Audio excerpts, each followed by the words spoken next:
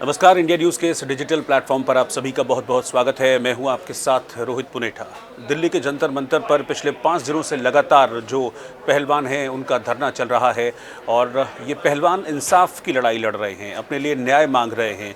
ये कह रहे हैं कि हमारे साथ जो गलत हुआ है उस पर हमें इंसाफ मिलना चाहिए, लेकिन अभी तक इन्हें इंसाफ नहीं मिला। इसीलिए अब इन पहलवानों को ज़मीन पर बैठकर धरना देना पड़ रहा है। ये वो पहलवान हैं जिन्होंने भारत को सम्मानित, गौरवान्वित होने का मौका दिया था अपने खेल से, अपनी कुश्ती से, अपने दंगल से, लेकिन आज इन्हें दंगल सिस्टम के ख़िलाफ़ लड़ना पड़ रहा है। और 5 दिन हो गए हैं।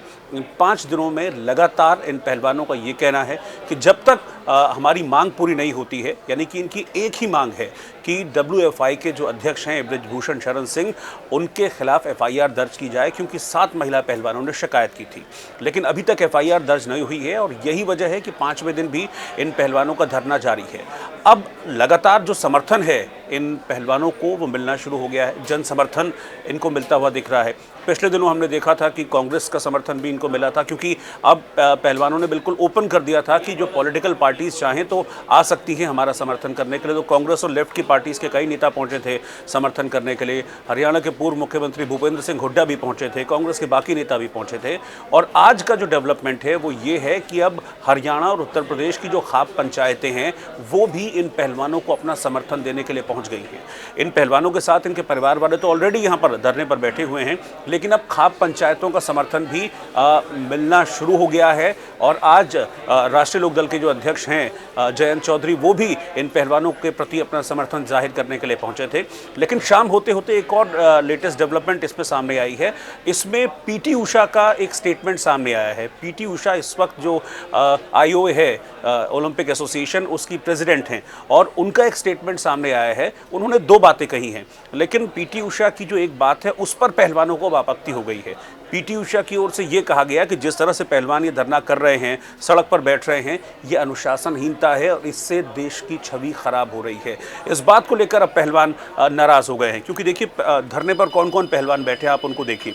साक्षी मलिक बैठी हैं, जिन्होंने मेडल जीतकर भारत को गर्व का एहसास कराया था। उस वक्त हाथों हाथ लिया गया, तारीफ़ें उनकी की गई, लेकिन अब जब वो इंसाफ की मांग करते हुए धरने पर बैठी हैं तो उनके समर्थन में कोई नहीं आ रहा है, उनकी सरकार सुन नहीं रही है। विनेश फोगाट धरने पर बैठी हैं, बजरंग पुनिया धरने पर बैठे हैं।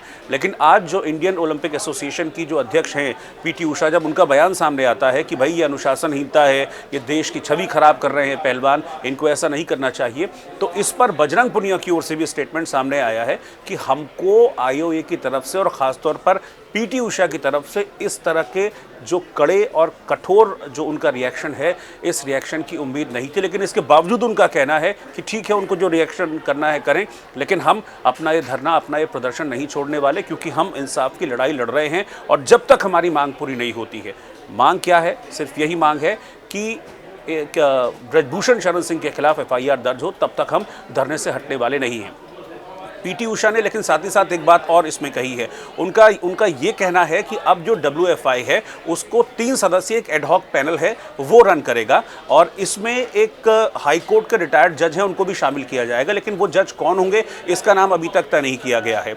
तो लेकिन इस पर भी अभी जो खिलाड़ी हैं शांत होते हुए नजर नहीं आ रहे हैं, क्योंकि उनका ये कहना है कि पहले तो बृजभूषण शरण सिंह को आप हटाएं, उसके बाद फिर इस मसले पर बात होगी, और दूसरा ये कि उनके खिलाफ FIR दर्ज हो। इन दोनों में से कोई भी काम नहीं हो रहा है, और इसीलिए जो एक आमने सामने की लड़ाई है पहलवानों के बीच और जो सरकार का पक्ष है उसके बीच, वो आमने सामने की लड़ाई बनी हुई है। अब देखना यही है कि जो पहलवानों की मांग है उस पर क्या सरकार की तरफ से कोई एक्शन लिया जाता है। हालांकि कल का जो दिन है, जो शुक्रवार का दिन है, वो बहुत इंपॉर्टेंट इस मामले में होने जा रहा है, क्योंकि मसला अब यहाँ तो चल ही रहा है, लेकिन साथ ही साथ सुप्रीम कोर्ट में भी मसला पहुँच गया है।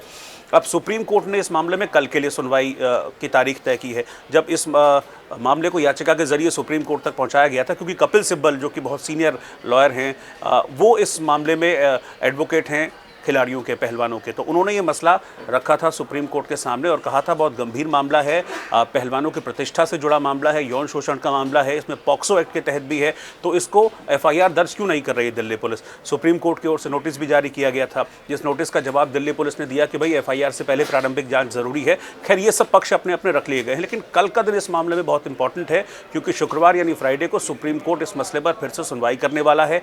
अब ये दिन इसलिए इंपॉर्टेंट है, सबकी नज़र इसलिए टिकी हुई है कि क्या सुप्रीम कोर्ट इस मामले में एफआईआर दर्ज करने को लेकर कोई आदेश देता है। तो कल पर सबकी निगाहें टिकी होंगी। एक और डेवलपमेंट इसमें सामने आया है, वो भी मैं आपको आगे इस जो डेवलपमेंट है उसके बारे में बताऊंगा। परमजीत मलिक जो कि पूर्व फिजियो रहे हैं रेसलिंग फेडरेशन ऑफ इंडिया के, अब वो भी सामने आए हैं और वो भी खिलाड़ियों के पक्ष में हैं। उन्होंने भी बड़े गंभीर आरोप लगाए हैं। उन्होंने जिक्र किया है कि जो अंडर 17 टीम के जब वो फिजियो थे तो उस दौरान भी कुछ इस तरह की घटनाएं हुई थी, जिसका खुलासा उन्होंने किया है। और अब उनके खिलाड़ियों के समर्थन में आने से भी खिलाड़ियों का पक्ष मजबूत होता हुआ दिख रहा है। कल पर सबकी निगाहें टिकी हैं कि कल सुप्रीम कोर्ट में क्या होता है और उसके बाद खिलाड़ियों का अगला रुख क्या रहता है।